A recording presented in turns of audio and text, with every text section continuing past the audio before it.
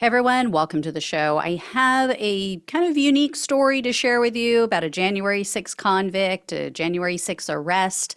56-year-old Wisconsin resident Paul Kovacik, I think is how you pronounce it. He was originally arrested for taking part in the Capitol attack on June 19th of 2022. So this is unfortunately one of the few arrests. For some reason, I didn't catch it. Don't know why. I also wasn't aware of his subsequent plea deal and his sentencing, which was last June. So I'll do a separate video, one of my traditional sentencing videos for him in the near future. But I wanted to share with all of you that Kovacik has been arrested again because he failed to report to prison.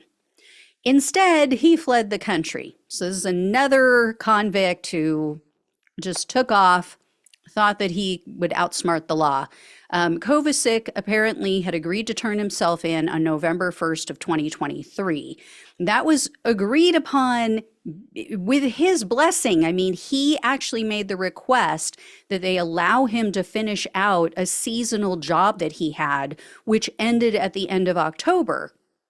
And the judge said, oh, okay, yeah, I'll let you do that. Because again, he was sentenced much earlier than this. So they allowed him to remain out of prison, finish out his seasonal job for several months. And in the meantime, the probation office sent him reminders. They sent them via email, they called him, they texted him, reminding him, hey, remember, you got to report November 1st. Well, Kovacik never responded to any of those messages. And then when November 1st rolled around, he was nowhere to be found. So on November 21st of 2023, the court issued an arrest warrant, and then the U.S. Marshal Service started looking for him. Well, they found that he had left the country, that he took a flight out of the U.S. on November 1st, the day he was supposed to surrender, and he flew to Germany first, and then from Germany, he flew to Dublin, Ireland. So Kovacik immediately asked for asylum in Ireland. He cited political persecution. And then in June of this year, 2024, Kovacik decided to withdraw his asylum claim and he returned to the U.S. He said he wanted to come back because he felt homesick. So the U.S. cleared his return because they had him on a list, and they said, okay, yeah, he can come back. And then he was arrested as soon as he re-entered the country.